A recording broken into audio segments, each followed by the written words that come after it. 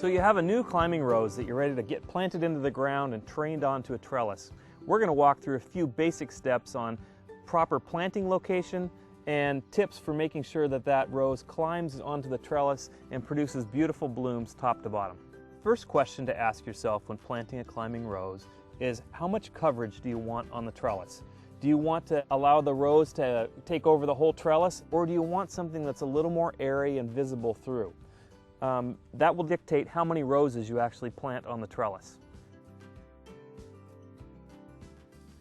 On a trellis this size, 5 feet wide, we have one rose. The effect here will be rose that climbs top to bottom, produces beautiful blooms, but will still be able to see through the trellis to the rest of the garden. So 2 roses planted on this trellis, one at each corner, will fill in, and as we crisscross and weave the vines up the trellis, it's going to create a massive plant and leaves that will hide anything behind the trellis. So it's going to cover up this eyesore of storage area behind us. It might seem self-evident, but you want to really make sure you plant your rose really close to the trellis. And by that we mean almost underneath the trellis.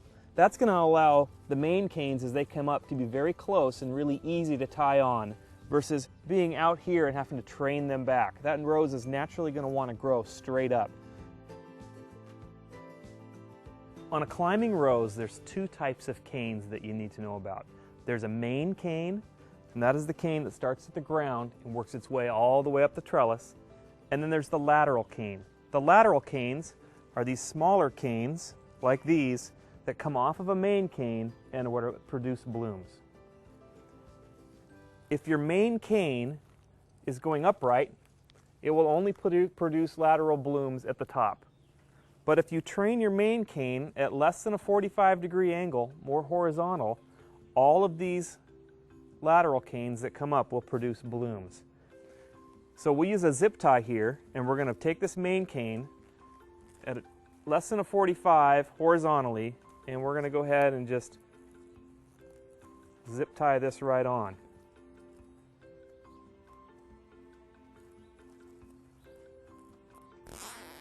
The trick with zip ties is to not get them too tight.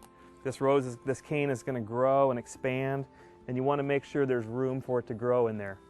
Cut the tail off, and we're good to go.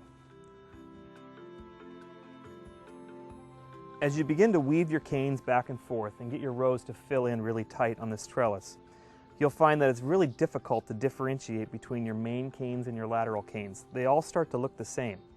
So I've gone to the base of this rose and traced out where my main cane was, and I've determined that this is the main cane.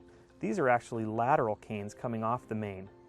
Now these are producing blooms, and as those begin to bloom out, these canes may start to hang out, and we may want to go ahead and deadhead these. But you never want to deadhead your main cane.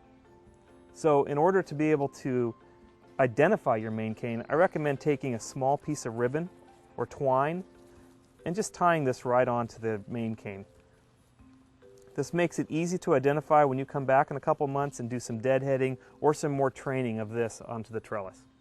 For more information on growing roses and to shop for own root roses for your yard, visit us at heirloomroses.com.